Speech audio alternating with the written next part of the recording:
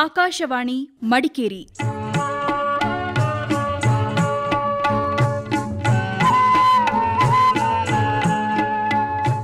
ಹಿರಿಯ ನಾಗರಿಕರೊಂದಿಗೆ ಸಂವಾದದ ಕಾರ್ಯಕ್ರಮ ಹಿರಿಯ ಜೀವಗಳ ಭಾವ. ಕೇಳಿ ಕಾರ್ಯಕ್ರಮ ಹಿರಿಯ ಜೀವಗಳ ಭಾವ.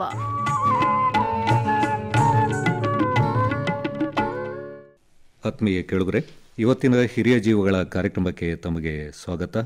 ಇವತ್ತು ನಮ್ಮ ಜೊತೆ ಮಾತಾಡಲಿಕ್ಕಿದ್ದಾರೆ ಕುಶಾಲನಗರದ ಸಿಆರ್ ಜಯಲಕ್ಷ್ಮಿ ಅವರು.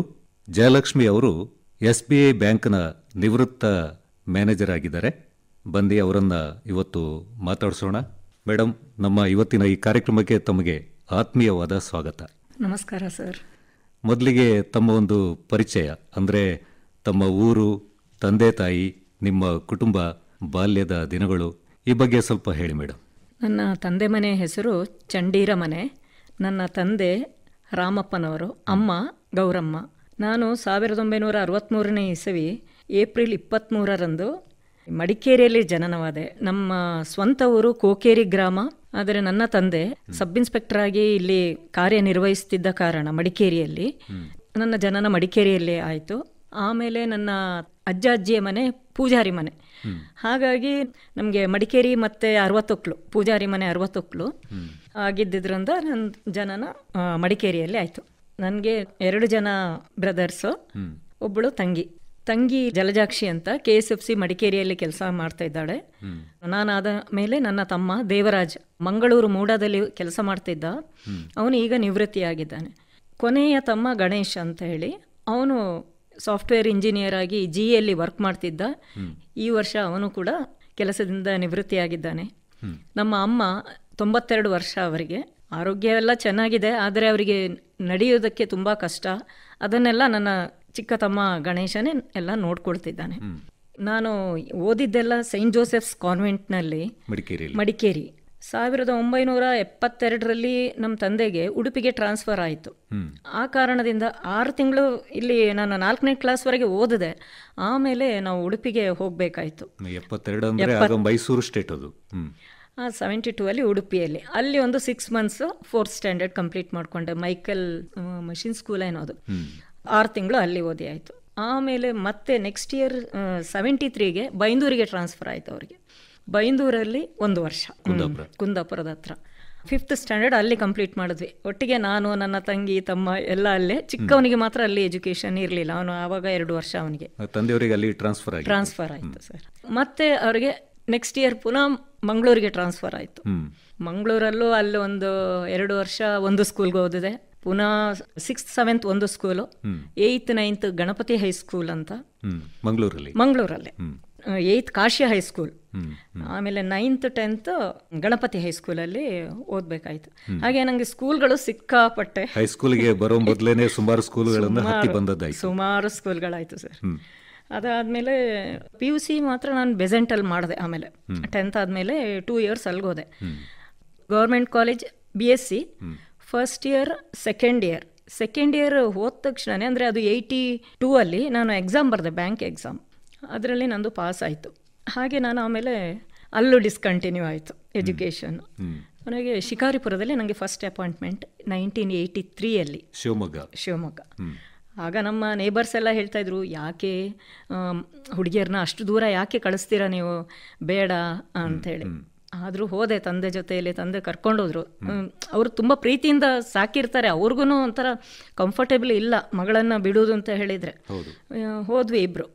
ಹೋಗಿ ಅಲ್ಲಿ ಎಲ್ಲೋ ಒಂದು ಹೋಟ್ಲಲ್ಲೆಲ್ಲ ಸ್ಟೇ ಮಾಡಿದ್ವಿ. ನಂಗೆ ಹೋಟ್ಲ್ ಕಂಡ್ರು ಭಯ, ಜನಗಳು ಓಡಾಡ್ತಿದ್ರೆ ಅದನ್ನು ನೋಡೋಕ್ಕೆ ಭಯ. ಬೇಡ, ಹೋಗ್ಬಿಡೋಣ ಅಂತ ರಾತ್ರಿ ನಿದ್ದೆ ಮಾಡಿಲ್ಲ.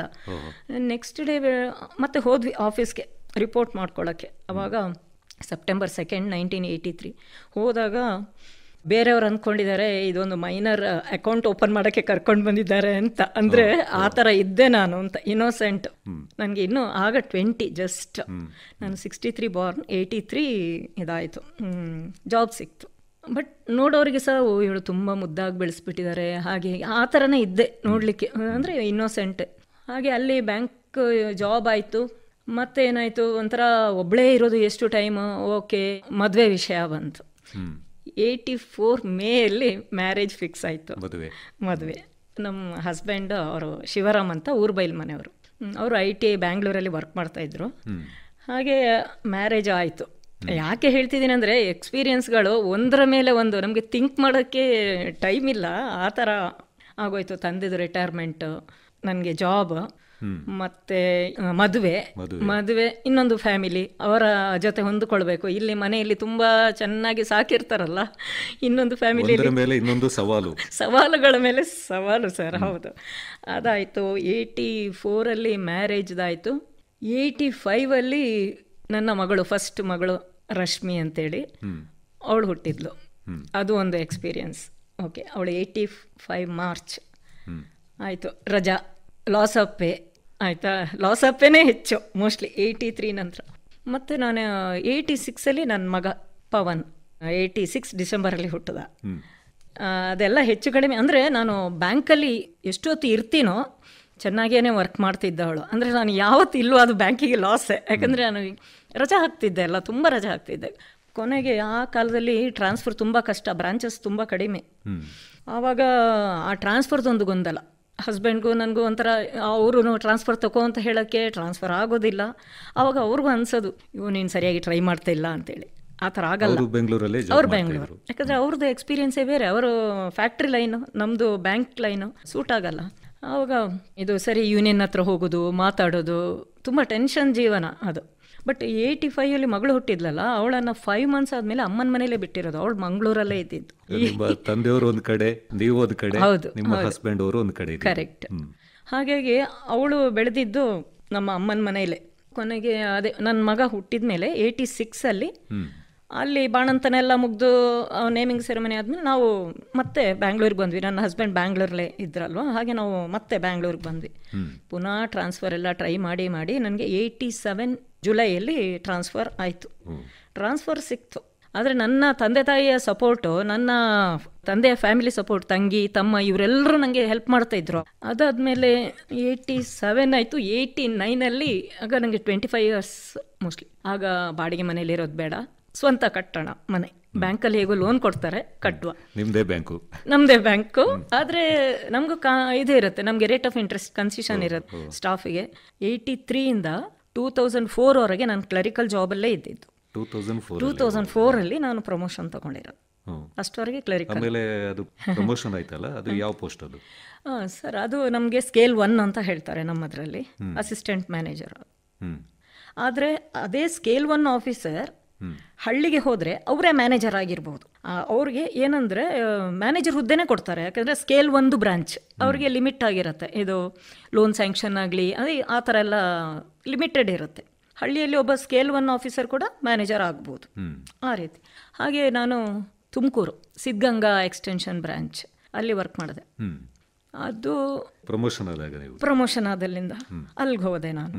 ಇಲ್ಲ, ಸ್ವಲ್ಪ 2004ಇಂದ ಸುಮಾರು 2005 ಮೇ ತಿಂಗಳವರೆಗೆ ನಾನು ಬ್ಯಾಂಗ್ಳೂರಲ್ಲೇ ವರ್ಕ್ ಮಾಡಿದ್ದೆ. ಸೆಂಟ್ರಲ್ ಅಕೌಂಟ್ಸ್ ಅಂತ ಇತ್ತು. ಅದಂದರೆ ನಮ್ಮದು ಈ DD ಅಂಥದ್ದೆಲ್ಲ ಬರುತ್ತಲ್ಲ, ಅದರದ್ದು ರೀಕನ್ಸಿಲೇಷನ್ದು ಒಂದು ಡಿಪಾರ್ಟ್ಮೆಂಟ್ ಇರುತ್ತೆ. DD MT ಅಂತೆಲ್ಲ ಇತ್ತು ಆವಾಗ ನೋಡಿ, ಮೇಲ್ ಟ್ರಾನ್ಸ್ಫರ್ ಅಂತೆಲ್ಲ. ಅದರದೆಲ್ಲ ರೀಕನ್ಸಿಲೇಷನ್, ಕೆಲವೆಲ್ಲ ಸೆಟ್ಲ್ ಆಗೋದಿರೋದನ್ನೆಲ್ಲ ಆ ಥರ ಡಿಪಾರ್ಟ್ಮೆಂಟಲ್ಲಿ ವರ್ಕ್ ಮಾಡ್ತಿದ್ದೆ. ಆಮೇಲೆ ನನಗೆ ಸಿದ್ಧಗಂಗಾ ಬ್ರಾಂಚ್ ತುಮಕೂರಿಗೆ ಟ್ರಾನ್ಸ್ಫರ್. ನೆಕ್ಸ್ಟ್ ಅಲ್ಲಿಂದ ತೆಗೆದು ನನಗೆ ಇಂಡಿಪೆಂಡೆಂಟ್ ಪೋಸ್ಟ್ ಕೊಡೋಣ ಅಂತ ಹೇಳಿಬಿಟ್ಟು ಹಿರೇಹಳ್ಳಿ ಅಂತ ಒಂದು ಹಳ್ಳಿ, ಅಲ್ಲಿಗೆ ಟ್ರಾನ್ಸ್ಫರ್ ಮಾಡಿದ್ರು. ಅದು ತುಮಕೂರಲ್ಲೇ. ಅದು ಹೇಗಿತ್ತಂದರೆ, ರೈಲ್ವೆ ಸ್ಟೇಷನ್ನು ಆ ಬ್ರಾಂಚಿಂದ 10 ಕಿಲೋಮೀಟರ್ ಈ ಕಡೆ, ಬಸ್ ಸ್ಟ್ಯಾಂಡ್ 10 ಕಿಲೋಮೀಟರ್ ಆ ಕಡೆ, ಸೆಂಟರಲ್ಲಿ ಅದು. ನಾರ್ಮಲಿ ಯಾರು ಲೇಡೀಸ್ ಅಷ್ಟು ಹೋಗಲ್ಲ. ಆದರೆ ನಾನು ಹೋದಾಗ, ನಾನು ಕಂಫರ್ಟೇಬಲ್ ಆಗಿ ವರ್ಕ್ ಮಾಡ್ತಿದ್ದಿದ್ದು ನೋಡಿದಾಗ, ನಾವು ಹೋಗೋಣ, ನಮಗೂ ಯಾಕೆ ಮಾಡೋಕ್ಕಾಗಲ್ಲ ಅಂತ ಜನಗಳಿಗೆ ಆವಾಗ ಅನ್ನಿಸ್ತಾ ಇತ್ತು. ಒಳ್ಳೆ ಎಕ್ಸ್ಪೀರಿಯನ್ಸ್. ಬಟ್ ನಾವೇ ಹೋಗಿ ಬೀಗ ತೆಗಿಬೇಕು ಬ್ಯಾಂಕ್ದು, ನಾವೇ ಕ್ಲೋಸ್ ಮಾಡಬೇಕು. ಸುತ್ತಮುತ್ತಲು ಫುಲ್ ಕಾಡು, ಸೇಫ್ಟಿ ಅಂತೂ ಇಲ್ಲವೇ ಇಲ್ಲ, ಭಯ ಆಗೋ ಥರ ಇತ್ತು ಪ್ಲೇಸ್. ಆದರೆ ಅಲ್ಲಿ ವರ್ಕ್ ಮಾಡಿದೆ ನಾನು 3 years. ಅದಾದಮೇಲೆ ನೆಕ್ಸ್ಟ್ RT ನಗರ್ ಬ್ರಾಂಚಿಗೆ ಬಂದೆ. RT ನಗರ್ ಬ್ರಾಂಚಿಗೆ ಬಂದು ಅಲ್ಲೂ ಒಂದು 3 years ಆಗುವಾಗ ಅಲ್ಲಿ ಸ್ಕೇಲ್ 2 ಬ್ಯಾಂಗ್ಳೂರಲ್ಲಿ ಸ್ಕೇಲ್ 2 ಪ್ರಮೋಷನ್ ಆಯಿತು. ಅಲ್ಲೇ ಮತ್ತೆ ವರ್ಕ್ ಮಾಡಿ ಆದಮೇಲೆ ಅಲ್ಲಿಂದ ನೆಕ್ಸ್ಟ್ ವಯಾಲಿ ಕವಲ್ ಬ್ರಾಂಚ್. ಆಫೀಸರ್ಸ್ಗೆ ಏನಂದರೆ 3 years ಮಾತ್ರ ಒಂದೇ ಬ್ರಾಂಚಲ್ಲಿ ವರ್ಕ್ ಮಾಡೋಕ್ಕೆ ಕೊಡೋದು. ಅದು ಒಂದು ಉದ್ದೇಶ ಏನಂದರೆ, ಅವರು ಏನು ಮಿಸ್ಅಪ್ರೋಪ್ರಿಯೇಷನ್ ಏನು ಮಾಡಬಾರ್ದು ಅಂತ ಕೂಡ ಒಂದು ಉದ್ದೇಶ. ತುಂಬ ದಿನ ಅವ್ರನ್ನ ಅಲ್ಲೇ ಬಿಟ್ಟರೆ ಅವ್ರು ಏನು ಬೇಕಾದ್ರೂ ಮಾಡಬಹುದು. ಆ ಕಾರಣದಿಂದ ಆಫೀಸರ್ಸಿಗೆ 3 ವರ್ಷಕ್ಕೊಂದ್ಸತಿ ಟ್ರಾನ್ಸ್ಫರ್. ಅದು ನಾನು ಸ್ಟೇಟ್ ಬ್ಯಾಂಕ್ ಆಫ್ ಮೈಸೂರು ಆಗಿದ್ದರಿಂದ ನಮಗೆ ಇಲ್ಲೇ ಕರ್ನಾಟಕ ಸುತ್ತಮುತ್ತ ಹಾಗೆ ಹೀಗೆ ಟ್ರಾನ್ಸ್ಫರ್. ಅದೇ SBI ಆದರೆ ಔಟ್ ಆಫ್ ದ ಸ್ಟೇಟ್ ಹಾಕ್ತಾರೆ. SBM ಆದ ಕಾರಣ SBM ಆದ ಕಾರಣ ಸ್ಟೇಟ್ ಒಳಗಡೆನೆ ಸ್ವಲ್ಪ ಲೇಡೀಸ್ ಅಂತಲೂ ಸ್ವಲ್ಪ ಕನ್ಸಿಡರೇಷನ್ ಇತ್ತು. ಹಾಗೆ ಎಲ್ಲ ಹಂಗಾಗಿ ಕೊಡ್ತಾಯಿದ್ರು. ಅಲ್ಲಿಂದ ವಯಾಲ್ಕಾವಲ್ಗೆ ಹೋದೆ, ಅಲ್ಲೂ ಕೆಲಸ ಮಾಡಿದೆ. ಅಲ್ಲಿ ಆದಮೇಲೆ ನೆಕ್ಸ್ಟ್ ನಾನು ಎಲ್ಲೂ ಅವ್ರ ಹತ್ರ ಯಾವತ್ತು ನನಗೆ ಅದು ಕೊಡಿ ಇದು ಕೊಡಿ ಈ ಬ್ರಾಂಚ್ ಕೊಡಿ ಕೇಳಿದವಳಲ್ಲ, ಅವ್ರು ಎಲ್ಲಿ ಹಾಕ್ತಾರೋ ಅಲ್ಲಿ ಹೋಗ್ತಾ ಇದ್ದೆ. ಈ ಸತಿ ಮಾತ್ರ 2012 ಆವಾಗ ನನ್ನ ಮಗಳನ್ನು 2008 ನಾವು ಮದುವೆ ಮಾಡಿ ಕೊಟ್ಟಿದ್ವಿ. ನಾನು RT ನಗರ್ ಬ್ರಾಂಚಲ್ಲಿ ಇದ್ದಾಗಲೇ ಅವಳ ಮ್ಯಾರೇಜ್ ಆಯಿತು ನನ್ನ ಮಗಳದು.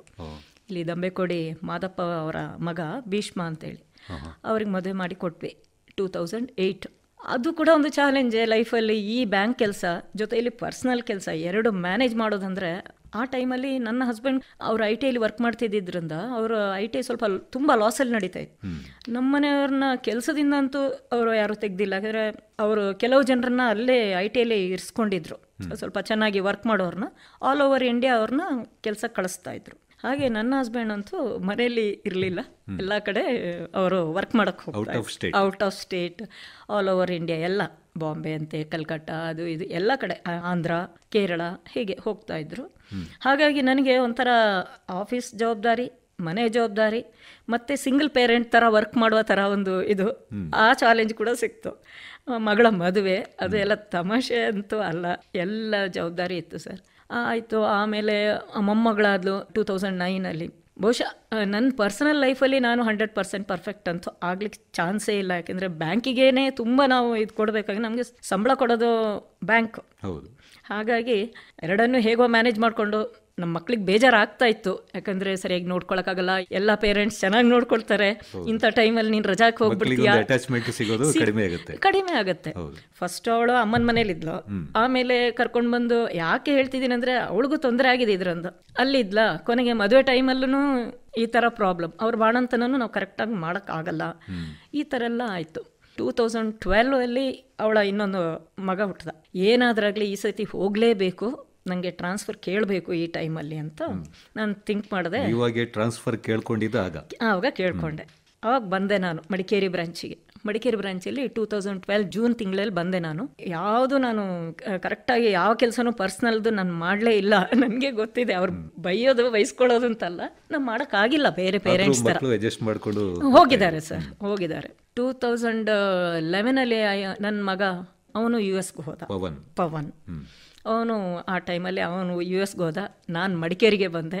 ನನ್ನ ಹಸ್ಬೆಂಡ್ ಕೂಡ ಮಡಿಕೇರಿಯಲ್ಲೇ ಇದ್ರು, ಒಂದು ಸಣ್ಣ ಪ್ರಾಪರ್ಟಿ ತಗೊಂಡು, ಅವ್ರಿಗೆ ಇದರದ್ದು ಹುಚ್ಚು, ಪ್ರಾಪರ್ಟಿ ಹುಚ್ಚು, ಹಾಗೆ ಎಲ್ಲ ನಾವು ಇಲ್ಲೇ ಇದ್ವಿ ಮಡಿಕೇರಿಯಲ್ಲೇ ಫುಲ್. ಅಷ್ಟೊತ್ತಿಗೆ ನನ್ನ ಮ್ಯಾನೇಜರ್ ಅಂದರು, ನೋಡಿ ಮೇಡಮ್, ಗೋಣಿಕೊಪ್ಪ ಬ್ರ್ಯಾಂಚ್ ಓಪನ್ ಆಗ್ತಾ ಇದೆ, ನೀವು ಹೋಗಬೇಕು ಅಲ್ಲಿಗೆ ಅಂತ. ಲೇಡಿಯಾಗಿ ಮ್ಯಾನೇಜರಾಗಿ ಫುಲ್ ಚಾರ್ಜು, ಅದು ಕೂರ್ಗ್, ಒಂಥರ ತುಂಬ ಕಷ್ಟ ಆಗ್ಬೋದು ಸರ್ ನನಗೆ ಅಂದೆ. ಇಲ್ಲ ಮೇಡಮ್, ನನಗೇನಾದರೂ ಈ ಥರ ಪೋಸ್ಟ್ ಕೊಟ್ಟರೆ ನಾನು ಒಂದು ಬಲಗೈನೇ ಕಟ್ ಮಾಡಿ ಕೊಟ್ಬಿಡ್ತಿದ್ದೆ ಮೇಡಮ್, ಯಾರಿಗೆ ಸಿಗುತ್ತೆ ಈ ಚಾನ್ಸು, ಮ್ಯಾನೇಜರಾಗಿ ಹೋಗಲೇಬೇಕು, ಅದು ನಿಮ್ಮನ್ನೇ ಆಗಬೇಕು ಅಂತ ಹೇಳಿದ್ದಾರೆ ಅಂತ ಹೇಳಿದ್ರು. ಹಾಗೆ ನಾನು 2013 ಮಾರ್ಚಲ್ಲಿ 27ಗೆ ಅಲ್ಲಿ ಗೋಣಿಕೊಪ್ಪ ಬ್ರಾಂಚ್ ಓಪನ್ ಮಾಡಿರೋದು.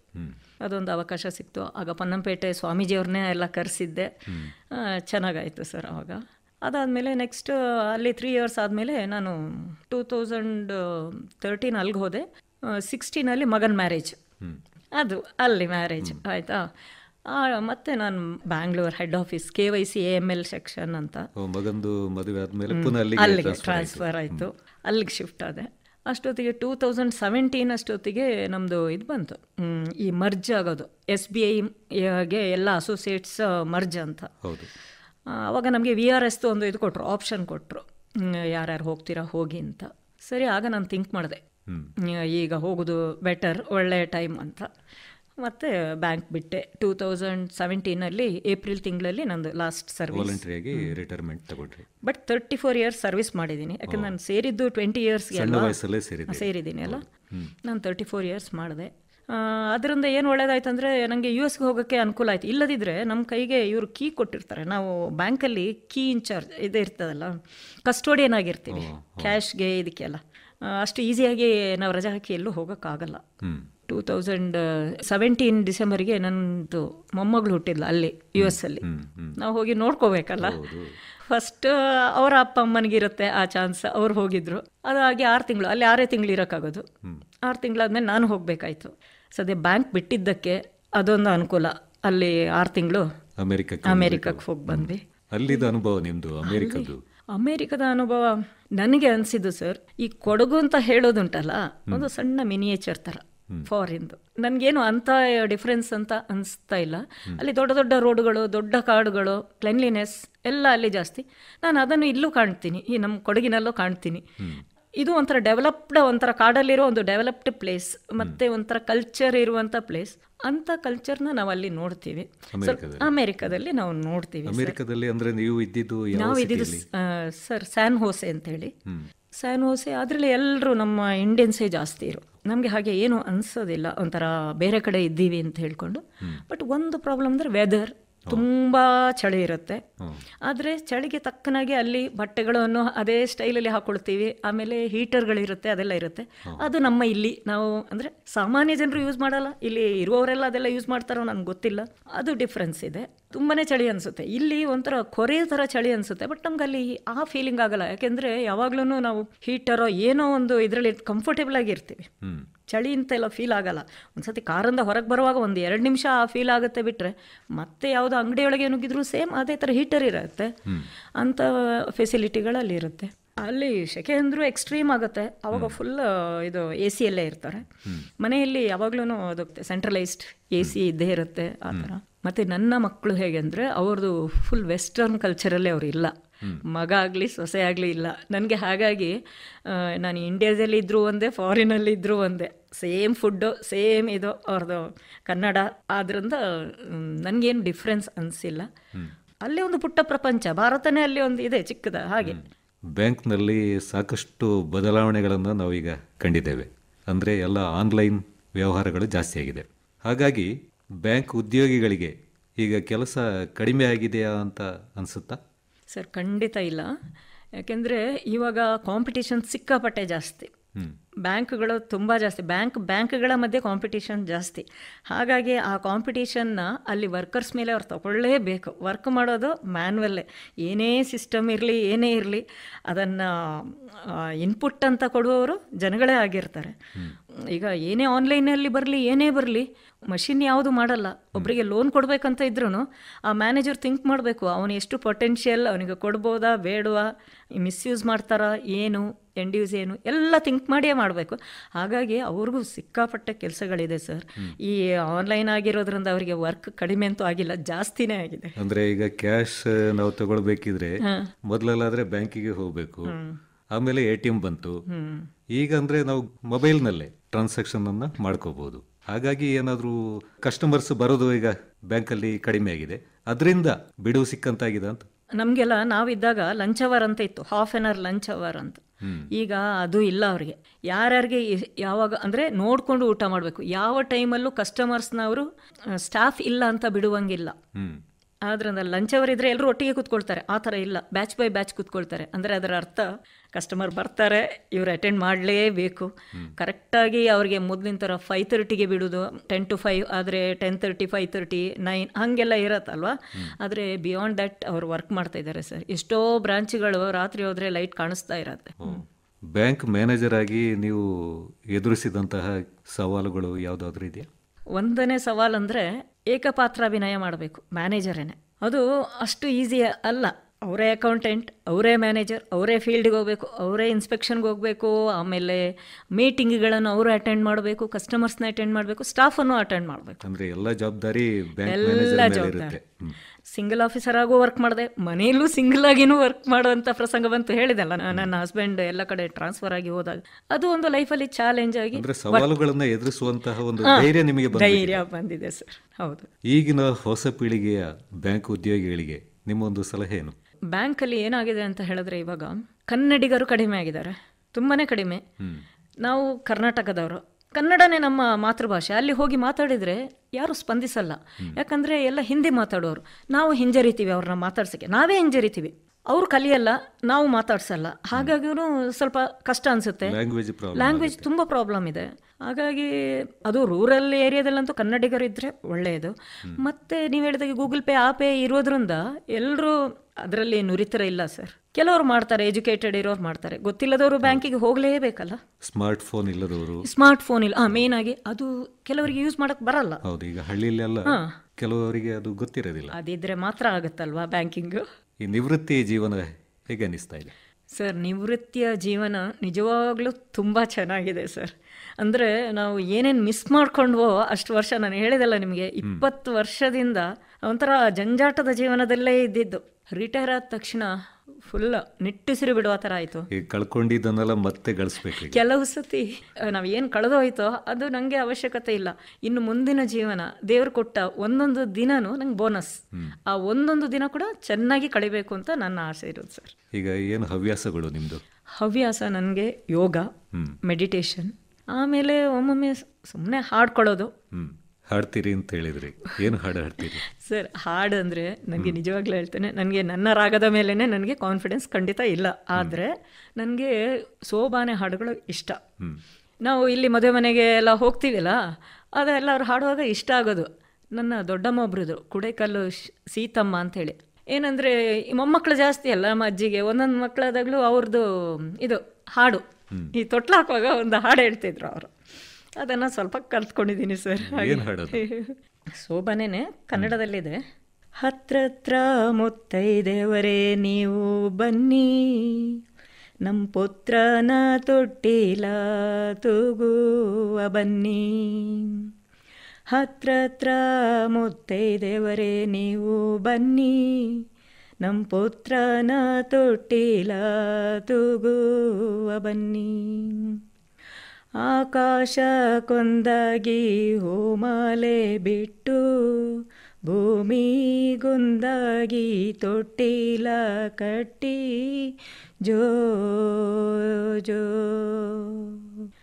ಜೋ ಜೋ ರಾಮನ ಪ್ರೇಮದ ಕಂದ, ಜೋ ಜೋ ಜೋ ಜೋ ಸೀತೆಯ ಮೋನದ ಕಂದ, ಜೋ ಜೋ ಜೋ ಜೋ ರಾಕ್ಷಸರ ಕುಲವೈರಿ ಕಂದ, ಜೋ ಜೋ ಜೋ ಜೋ ರಾಮನ ಪ್ರೇಮದ ಕಂದ, ಜೋ ಜೋ. ತಂದೆ ನೋಡಿದರೆ ರಸಬಾಳೆ ಹಣ್ಣು, ತಾಯಿ ನೋಡಿದರೆ ಕಿತ್ತಳೆ ಹಣ್ಣು. ನೀನೆಲ್ಲಿ ಹುಟ್ಟಿದೆಯೋ ನಿಜ ಮುದ್ದು ಕಂದ, ಜೋ ಜೋ ಜೋ ಜೋ ರಾಮನ ಪ್ರೇಮದ ಕಂದ, ಜೋ ಜೋ. ತುಂಬ ಚೆನ್ನಾಗಿ ಹಾಡ್ತೀರಲ್ಲ ಮೇಡಮ್ ನೀವು? ಆ ಹಾಡು ಇಷ್ಟ ಸರ್. ಟ್ರೈ ಮಾಡಿದರೆ ಚೆನ್ನಾಗಿ ಹಾಡ್ಬೋದು ನಿಮಗೆ. ಈಗ ನಿವೃತ್ತಿ ಆದಮೇಲೆ ಕೂಡ ಸ್ವಲ್ಪ ಹಾಡೋದನ್ನ ಅಭ್ಯಾಸ ಮಾಡ್ಕೋಬೋದು. ಸುಮ್ಮನೆ ಮಾಡ್ಕೋಬೋದು ಸರ್. ಹೌದು, ಮಾಡ್ಕೋಬೋದು. ನನ್ನ ಮೊಮ್ಮಗಳೆಲ್ಲ, ಅವಳಿಗೆ ಅಲ್ಲಿ US ಇದ್ರೂ ಎಲ್ಲ ಕನ್ನಡದ ಹಾಡುಗಳು, ಭಜನೆ ಹಾಡುಗಳು ಎಲ್ಲ ಕಲಿಸ್ತಾ ಇದ್ದಾರೆ. ಎಲ್ಲನೂ ನೀಟಾಗಿ ಹಾಡ್ತಾಳೆ. ಚಿಕ್ಕವಳು, 6 years. ನಾವು ಅದೇ ಥರ ಕಲ್ತಿದ್ರೆ ಚೆನ್ನಾಗಿ ಹಾಡ್ಬೋದಿತ್ತು. ಬೇರೆ ಏನು ಹವ್ಯಾಸಗಳು ನಿಮ್ಮದು? ಶಟ್ಲ್ ಆಡ್ತಾ ಇದ್ವಿ, ಈಗ ಸ್ವಲ್ಪ ಎಲ್ಲ ನಿಂತಿದೆ. ಮತ್ತೊಂದು ಏನಂದರೆ, ಸ್ವಲ್ಪ ಆಗಾಗ ವರ್ಷಕ್ಕೆ ಒಂದ್ಸತಿ ಆದರೂ US ಹೋಗ್ತೀನಾ, ಆಗ ನನ್ನ ಫ್ರೆಂಡ್ಸ್ಗಳೆಲ್ಲ ಅವ್ರಿಗೆ ಡಿಸ್ಕಂಟಿನ್ಯೂ ಆಗುತ್ತೆ. ಮತ್ತೆ ಅದು ನಾವು ಸ್ಟಾರ್ಟ್ ಮಾಡ್ಬೇಕಂದ್ರೆ ಕಷ್ಟ. ಮತ್ತೆ ಹೆಚ್ಚಾಗಿ ಅಭ್ಯಾಸ ಅಂದರೆ ಇದು ಯಾತ್ರಾ ಸ್ಥಳಗಳಿಗೆ ಹೋಗೋದು. ಎಲ್ಲೆಲ್ಲಿ ಹೋಗಿದ್ರಿ? ಯಾತ್ರಾ ಸ್ಥಳ ಇತ್ತೀಚೆಗೆ ಒರಿಸ್ಸಾ, ಭುವನೇಶ್ವರ್ ಹೋಗಿ ಬಂದಿದ್ದೀನಿ. ತುಂಬ ಪ್ಲೇಸಸ್ಗೆ ಹೋಗಿದ್ದೀನಿ. ಕಾಶಿ, ವೈಷ್ಣೋದೇವಿ, ಇತ್ತೀಚೆಗೆ ಮಂತ್ರಾಲಯ ಹೋಗಿ ಬಂದೆ, ತಿರುಪತಿ. ಅಂದರೆ ನಂಗೆ ಮೇಯ್ನ್ ಏನು ಗೊತ್ತಾ ಸರ್, ಯಾತ್ರಾ ಸ್ಥಳ ಒಂದು, ಇನ್ನೊಂದು ನಾವು ಫ್ರೆಂಡ್ಸ್ಗಳು ಒಬ್ರನ್ನೊಬ್ರು ಮೀಟ್ ಮಾಡೋದಂದ್ರೆ ಟ್ರಿಪ್ ಹೋದಾಗ ಮಾತ್ರ. ಅವರು ಫ್ರೆಂಡ್ಸ್ ಎಲ್ಲ ನನ್ನ ಫ್ರೆಂಡ್ಸ್ ಜೊತೆನೇ ಹೋಗೋದು, ನಮ್ಮ ಬ್ಯಾಂಕ್ ಫ್ರೆಂಡ್ಸ್ ಜೊತೆನೇ ಹೋಗೋದು. ಮತ್ತು ಇಲ್ಲಿಗೆ ಬರೋದು, ಮಡಿಕೇರಿಗೆ ಬರೋದಂದರೆ ಫಸ್ಟ್ ನನ್ನ ತಂಗಿ ಮನೆ, ಅದೊಂದು ವಿಸಿಟ್. ಅದು ಒಂಥರ ನಮಗೆ ಟ್ರಿಪ್ ಥರನೇ. ತಂಗಿ ಮನೆ, ಮತ್ತು ಮಗಳ ಮನೆ, ಅವಳದು ಕಗ್ಗೋಡು ಸರ್. ಹಾಂ. ಮತ್ತು ಒಮ್ಮೊಮ್ಮೆ ನಮ್ಮ ಪೂಜಾರಿ ಮನೆಗೆ ಹೋಗ್ತೀವಿ, ಅಜ್ಜಿ ಮನೆ ಅಂತ ಹೇಳ್ಕೊಂಡು, ಚಂಡೀರ ಮನೆ, ಹೀಗೆ ಫಂಕ್ಷನ್ಸ್ ಇರುತ್ತಲ್ಲ ಇದ್ದಾಗ. ಮತ್ತು ನನ್ನ ಅಮ್ಮಂದು ಸಿಸ್ಟರ್ಸ್ ಮನೆ ಎಲ್ಲ ಇದೆ, ಪಾಣತ್ತಲೆ ಮನೆ ಅಂತೆಲ್ಲ ಇದೆ, ಪಾಣತ್ತಲೆ, ಕುಡೇಕಲ್ ಅಂತ. ಅವ್ರ ಮನೆ, ನನ್ನ ಕಸಿನ್ಗಳದ್ದು ಮಕ್ಕಳದ್ದು ಮದುವೆ ಆದಾಗ, ಈಗೆಲ್ಲ ಆ ಲೆವೆಲಲ್ಲಿ ಇದ್ದೀವಿ, ಅವ್ರ ಮಕ್ಕಳದ್ದು ಮದುವೆಗೆಲ್ಲ ಬರ್ತೀವಿ. ಬೇರೆ ಏನು ಹವ್ಯಾಸಗಳು ಮೇಡಮ್? ಬೇರೆ ಏನಿಲ್ಲ, ನನಗೆ ಬೆಳಗ್ಗೆ ಎದ್ದು ಯೋಗಾಸನ ಮಾಡಿ ಅದೇ ಒಂದು ನನ್ನ ಫಿಟ್ ಆಗಿರೋದು, ಅದೊಂದು ನನಗೆ ಇದು. ಸ್ವಲ್ಪ ವಾಕ್ ಮಾಡ್ತೀನಿ. ವಾಕಿಂಗಿಗಿಂತ ಜಾಸ್ತಿ ಬೆಳಗ್ಗೆ 6:15 ಸ್ಟಾರ್ಟ್ ಮಾಡಿದರೆ ನಮಗೆ 45 ಮಿನಿಟ್ಸ್ ಯೋಗನೇ ಇರುತ್ತೆ. ಹ್ಯಾಬಿಲ್ಡ್ ಅಂತ ಒಂದು ಯೋಗ ಇದಿದೆ ಆನ್ಲೈನ್ದು. ನಾನು ಹೊರಗಡೆ ಹೋಗಿ ಮಾಡಲ್ಲ, ಹೊರಗೆ ಹೋಗೋದಂದ್ರೆ ಅದು ಮತ್ತೆ ಕಷ್ಟ ಅಲ್ಲ, ಅದಕ್ಕೆ ಮನೆಯಲ್ಲೇ ಯೋಗಾಭ್ಯಾಸ ಅದು ಮಾಡಲೇಬೇಕು. ಮತ್ತು ಸ್ವಲ್ಪ ಫುಡ್ ಬಗ್ಗೆ ಸ್ವಲ್ಪ ಥಿಂಕ್ ಮಾಡ್ತೀನಿ. ಸ್ವಲ್ಪ ಯಾವ ಥರ ಫುಡ್ ತೊಗೋಬೇಕು, ಏಜ್ ಆದಮೇಲೆ ಯಾವ ರೀತಿ ಫುಡ್ ಇದು ಮಾಡಬೇಕು, ಅದೆಲ್ಲ ಥಿಂಕ್ ಮಾಡ್ಕೊಂಡು ಮಾಡೋದು ಕೆಲಸಗಳು. ಮತ್ತು ಸ್ವಲ್ಪ ಫೋನ್ ಕಾಲ್ಸ್ ನಮಗೆ, ಯಾಕಂದರೆ ನಾವು ರಿಟೈರ್ ಆದಮೇಲೆ ಸುಮ್ಮನೆ ಕೂತ್ಕೋಬಾರ್ದು, ನಿಂತ ನೀರಾಗಬಾರ್ದು ಸರ್. ನಾವು ಬೇರೆಯವರ ಜೊತೆ ಸಹ ಮಾತಾಡಬೇಕು, ನಮ್ಮ ಫ್ರೆಂಡ್ಸ್ಗಳ ಜೊತೆ, ನಮ್ಮ ಸ್ವಂತದವ್ರ ಜೊತೆ, ಅಕ್ಕ ತಂಗಿ ಅಣ್ಣ ತಮ್ಮಂದಿರಿದ್ರೆ ಅವ್ರ ಜೊತೆ ಮಾತಾಡಿದ್ರೆ ನಮಗೆ ಮಾತುಕತೆ, ಏನು ಮಾಡಿದ್ಯಾ, ಏನು ತಿಂಡಿ ತಿಂದ್ಯಾ, ಅದು ಕೇಳೋಕ್ಕೆ ಅದು ಸಿಂಪಲ್. ಅದು ಏನು ದಿನ ಕೇಳೋದೇ ಕೇಳ್ತೀವಿ, ಆದರೂ ಅಷ್ಟು ಮಾಡಬೇಕು ಅಂತ. ಈ ವಯಸ್ಸಾದ ಮೇಲೆ ಆರೋಗ್ಯ ಕೂಡ ನೋಡ್ಕೋಬೇಕಾಗತ್ತೆ, ತುಂಬಾ ಇಂಪಾರ್ಟೆಂಟ್. ನಾವು ನೋಡ್ಕೊಳ್ಳೋದು ನಮ್ಮ ಇದು, ಮತ್ತೆಲ್ಲ ದೇವರ ಇಚ್ಛೆ, ಆದರೂ ಕೇರ್ಲೆಸ್ ಥರ ಇರಬಾರ್ದು. ನಮಗೆ ಮತ್ತೊಂದು ನಿವೃತ್ತಿ ಆದಮೇಲೆ ನಮ್ಮನ್ನು ನಾವು ನೋಡ್ಕೊಳ್ಳೋಕ್ಕಿರುವ ಟೈಮ್ ಇದು. ಆ್ಯಕ್ಚುಲಾಗಿ ಇಷ್ಟು ದಿನ ನಾವು ಬೇರೆಯವ್ರಿಗೋಸ್ಕರ ಮಾಡಿರೋದು, ಯಾರೇನೇ ಹೇಳಿದ್ರು ಅಲ್ಲಾಗಿಲ್ಲ ಹೇಳಿದ್ರು ನಾವು ಬೇರೆಯವ್ರಿಗೋಸ್ಕರನೇ ನಮ್ಮ ಜೀವನನ ಮುಡುಪಾಗಿಟ್ಟಿರ್ತೀವಿ ಪ್ರತಿಯೊಬ್ಬರೂ ಸಹ. ವಿದೇಶಕ್ಕೆ ಟೂರ್ ಹೋಗಿದ್ದೀರಾ? ಈಗ ಬೇರೆ ಅಮೆರಿಕ ಬಿಟ್ಟು ಬೇರೆ ಯಾವುದಾದ್ರು ಕಂಟ್ರಿಗೆ ಹೋಗಿದ್ದೀರಾ? ನಮಗೆ ಬ್ಯಾಂಕಲ್ಲಿ ಈಗ LFC LTC ಅಂತ ಹೇಳೋ ಥರ ಬ್ಯಾಂಕಲ್ಲೂ ಇದೆ, LTC ಅಂತ ಕೊಡ್ತಾರೆ. ಅದು ನಮಗೆ 4 ವರ್ಷಕ್ಕೊಮ್ಮೆ ನಾವು ವಿದೇಶಕ್ಕೆ ಹೋಗ್ಬೋದು. ಆಫೀಸರ್ ಆಗಿದ್ದಾಗ ನಮಗೆ ಅದೊಂದು ಫೆಸಿಲಿಟಿ ಫ್ಯಾಮಿಲಿ ಜೊತೆ ಹೋಗ್ಲಿಕ್ಕೆ ಇರ್ತಾ ಇತ್ತು. ನಾನು ಸಿಂಗಾಪುರ, ಮಲೇಷ್ಯಾ ಹೋಗಿದ್ದೆ ಅವಾಗ. ಮತ್ತು ಯುರೋಪಿಯನ್ ಕಂಟ್ರೀಸ್ ಎಲ್ಲ ಹೋಗಿ ಬಂದೆ. ಯಾವುದೆಲ್ಲ ಕಂಟ್ರೀಸ್? ಇದೆಲ್ಲ ಜರ್ಮನಿ ಮತ್ತು ಫ್ರಾನ್ಸ್. ಮೇಡಮ್, ಈಗ ನಿಮ್ಮ ಮೊಮ್ಮಕ್ಕಳ ಜೊತೆಗೆ ನೀವು ಹೇಗೆ ಟೈಮನ್ನು ಸ್ಪೆಂಡ್ ಮಾಡ್ತಾ ಇದ್ದೀರಿ? ಈ ವಿಷಯ ಹೇಳಬೇಕಂದ್ರೆ ಆ್ಯಕ್ಚುಲಾಗಿ ನಾನು ಬಯಸ್ಕೊಂಡಿದ್ದೆ ಜಾಸ್ತಿ. ಯಾಕಂತ ಹೇಳಿದ್ರೆ ನಾನು ಹೇಳಿದೆಲ್ಲ, ಬ್ಯಾಂಕಲ್ಲೇ ಜಾಸ್ತಿ ಟೈಮ್ ಕಳೆದಿರೋದ್ರಿಂದ ಈ ಮೊಮ್ಮಕ್ಕಳನ್ನ ಜಾಸ್ತಿ ನೋಡ್ಕೊಳಕ್ಕೆ ಆಗಿಲ್ಲ. ಆದರೆ ನೆಸೆಸಿಟಿ ಇದ್ದಾಗೆಲ್ಲ ನನಗೆ ಬ್ಯಾಂಕಲ್ಲಿ ಎಷ್ಟೇ ಕಷ್ಟ ಆದರೂ ನಾನು ಅವ್ರ ಜೊತೆ ಓಡಾಡಿದ್ದೀನಿ ಅಂತ ಹೇಳುವಷ್ಟು ನನಗೆ, ಅಂದರೆ ಅವರಿಗೆ ತೊಂದರೆ ಆದಾಗ ನಾನು ಸ್ಪಂದಿಸಿದ್ದೀನಿ. ಈಗ ನನ್ನ ಮೊಮ್ಮಗಳು, ನನ್ನ ತಂಗಿ ಮಗಳು ಅನನ್ಯ, ನನ್ನ ಮೊಮ್ಮಗಳು ಅವಳು ಸಾನ್ವಿ, ಇನ್ನು ನನ್ನ ತಮ್ಮನ ಮಗಳು ಅವಳು ಬ್ಯಾಂಗ್ಳೂರಲ್ಲೇ ಇರೋದು, ಶ್ರೀಯಾ ಅಂತೇಳಿ. ಅವರೆಲ್ಲ 1 ವರ್ಷ ಡಿಫ್ರೆನ್ಸ್. ಅವ್ರನ್ನ ಸೇರಿಸೋದಂದ್ರೆ ನನಗೆ ಇಷ್ಟ. ಈಗ ಒಬ್ಬರು ಬ್ಯಾಂಗ್ಳೂರಿಗೆ ಬರ್ತಾರಂದ್ರೆ ಒಂದು ಫ್ಯಾಮಿಲಿ, ನೀವೆಲ್ಲರೂ ಬನ್ನಿ ಅಂತ, ಯಾಕಂದರೆ ಆ ಮಕ್ಕಳೆಲ್ಲ ಒಟ್ಟಿಗೆ ಆಟ ಆಡ್ತಾರಲ್ಲ, ನನಗೆ ಆ ಖುಷಿ, ಅದನ್ನು ತುಂಬ ಮಾಡ್ತಾ ಇದ್ದೆ. ಮೊಮ್ಮಕ್ಕಳ ಜೊತೆ ಎಂಜಾಯ್ ಮಾಡಿದಂದರೆ ಫಾರಿನಲ್ಲಿ ನನ್ನ ಮೊಮ್ಮಗಳು ಇವಳು ಆರಾಧ್ಯ ಜೊತೆ. ಆಗ ನಾನು ಅಂದ್ಕೊಂಡೆ, ನನ್ನ ಮಕ್ಕಳನ್ನ ನಾನು ನೋಡ್ಕೊಂಡಿಲ್ಲ, ದೇವರು ಯಾವುದನ್ನು ಬಿಡಲ್ಲ, ನಾನು ಏನು ಕೆಲಸ ಮಾಡಿಲ್ವೋ ಅದನ್ನು ನಾನು ಮುಗಿಸಿಯೇ ತೀರಬೇಕು. ಆ ಕೆಲಸ ಈಗ ನನಗೆ ದೇವ್ರು ಕೊಟ್ಟಿದ್ದಾನೆ, ಮೊಮ್ಮಕ್ಕಳನ್ನು ನೋಡ್ಕೊಳ್ಳೋದು ಅಂತ ಹಂಗೆ ಯೋಚಿಸಿದೆ ನಾನು. ಮಕ್ಕಳ ಜೊತೆ ಜಾಸ್ತಿ ಕಳೀಲಿಕ್ಕಾಗಲಿಲ್ಲ, ಮೊಮ್ಮಕ್ಕಳ ಜೊತೆನೇ. ನಿಮ್ಮ ಫ್ಯಾಮಿಲಿಯಲ್ಲಿ ನೀವು ಮನೆಗೆ ಹಿರಿಯೋರು, ನಿಮ್ಮ ತಮ್ಮಂದಿರು ತಂಗಿಯಂದಿರು ಇವ್ರ ಜೊತೆ ಹೇಗೆ ಕಳೀತಾ ಇದ್ರಿ? ಅಮ್ಮನ ನೆಕ್ಸ್ಟ್ ಆ್ಯಕ್ಚುಲಾಗಿ ಸೆಕೆಂಡ್ ಮದರ್ ಅಂದರೆ ಡಾಟರ್ ಸೆಕೆಂಡ್ ಮದರ್ ಆಗಿರ್ತಾರೆ. ಈಗ ಅಮ್ಮನನ್ನು ಬಿಟ್ಟರೆ ಪವರ್ ಮಗಳಿಗೇನೆ ಇರುತ್ತೆ. ಹಾಗಾಗಿ ಇದು ನನ್ನ ತಂಗಿ ಹೇಗೆ ಸ್ಕೂಲ್ಗೆ ಹೋದಾಗ ಏನು ಮಾಡ್ತಾಳೆ, ಇವಳು ಮಾತಾಡಿಸ್ತಾಳ, ಬೇರೆಯವ್ರ ಜೊತೆ ಸುಮ್ಮನೆ ಕೂತ್ಕೊಳ್ತಾಳ, ಇದೆಲ್ಲ ತುಂಬ ಅಬ್ಸರ್ವ್ ಮಾಡ್ತಾ ಇದ್ದೆ. ನೆಕ್ಸ್ಟ್ ಇರೋ ತಮ್ಮನಿಗೆ ತುಂಬ ಗೈಡ್ ಮಾಡ್ತಾ ಇದ್ದೆ, ನನ್ನ ಇಮಿಡಿಯೇಟ್ ಬ್ರದರಿಗೆ. ಲಾಸ್ಟ್ ಒನ್ನಿಗೆ ಏನೂ ಇಲ್ಲ, ಅವನಿಗೆ ನಾನೇ ಟೀಚರ್ ಆಗಿರ್ತಾ ಇದ್ದೆ, ಪಾಠ ಎಲ್ಲ ಹೇಳ್ಕೊಡೋದು ಅದೆಲ್ಲ ಮಾಡ್ತಾ ಇದ್ದೆ. ಆ ರೀತಿ ಒಂಥರ ಜೀವನ ಚೆನ್ನಾಗಿತ್ತು ಸರ್. ಈಗ ಕೋಳಿ ಮರಿ ಹೇಗಿರುತ್ತೆ, ಒಂದು ಇದು ತಾಯಿ ಕೋಳಿ ಹಿಂದೆ ಎಲ್ಲ ಮರಿಗಳು ಹೋಗ್ತಾವಲ್ಲ, ಹಂಗೆ ನಾವು ಸ್ಕೂಲಿಗೆ ಮಂಗಳೂರಲ್ಲಿ ಇದ್ದಾಗ ಹಿರಿಯಕ್ಕನ ಚಾಳಿ ಮನೆ ಮಂದಿಗೆಲ್ಲ ಎಲ್ಲರೂ ಚೆನ್ನಾಗೇ ಇದ್ದಾರೆ. ಹಾಗಾಗಿ ನೀವೀಗ ರೋಲ್ ಮಾಡೆಲ್. ಹೌದು, ಖಂಡಿತ. ಯಾಕಂದ್ರೆ ಎಲ್ಲ ರೀತಿಯಿಂದಲೂ ಮನೆಯಲ್ಲಿ ದೊಡ್ಡವರು ಹೇಗಿರ್ತಾರೋ ಚಿಕ್ಕವರು ಅದನ್ನೇ ಫಾಲೋ ಮಾಡ್ತಾರೆ ಸುಮಾರಾಗಿ. ಅವ್ರು ಹೀಗಿದ್ದಾರೆ, ನಾವು ಹೀಗೆ ಮಾಡೋಣ, ಅವ್ರಿಗೂ ಅನ್ಸುತ್ತೆ ಖಂಡಿತ.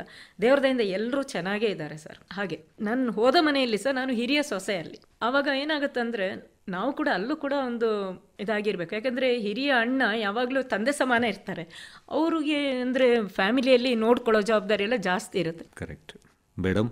ಇದುವರೆಗೆ ನಮ್ಮ ಈ ಕಾರ್ಯಕ್ರಮದಲ್ಲಿ SBI ಬ್ಯಾಂಕಿನ ನಿವೃತ್ತ ಮ್ಯಾನೇಜರ್ ಆಗಿ ಸಾಕಷ್ಟು ಅನುಭವದ ಮಾತುಗಳನ್ನು ನಮ್ಮ ಕೇಳುಗರಿಗೆ ತಿಳಿಸಿಕೊಟ್ಟಿದ್ದೀರಾ. ತಮಗೆ ನಮ್ಮ ಆಕಾಶವಾಣಿಯ ಪರವಾಗಿ ಹಾಗೂ ಎಲ್ಲ ಕೇಳುಗರ ಪರವಾಗಿ ಧನ್ಯವಾದಗಳು.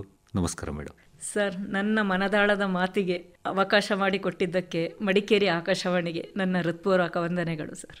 ಇದುವರೆಗೆ SBI ಇದರ ನಿವೃತ್ತ ಮ್ಯಾನೇಜರ್ ಆಗಿ ಕಾರ್ಯನಿರ್ವಹಿಸಿದಂತಹ ಕುಶಾಲನಗರದ CR ಜಯಲಕ್ಷ್ಮಿ ಅವರೊಂದಿಗೆ ಇದುವರೆಗೆ ಮಾತುಕತೆಯನ್ನ ಕೇಳಿದಿರಿ.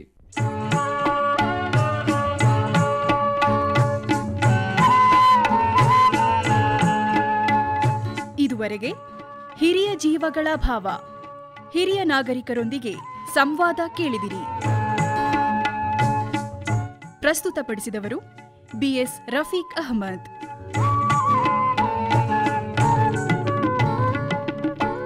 ಈ ಕಾರ್ಯಕ್ರಮ ಆಕಾಶವಾಣಿ ಮಡಿಕೇರಿ ಕೇಂದ್ರದಿಂದ ಮೂಡಿಬಂತು.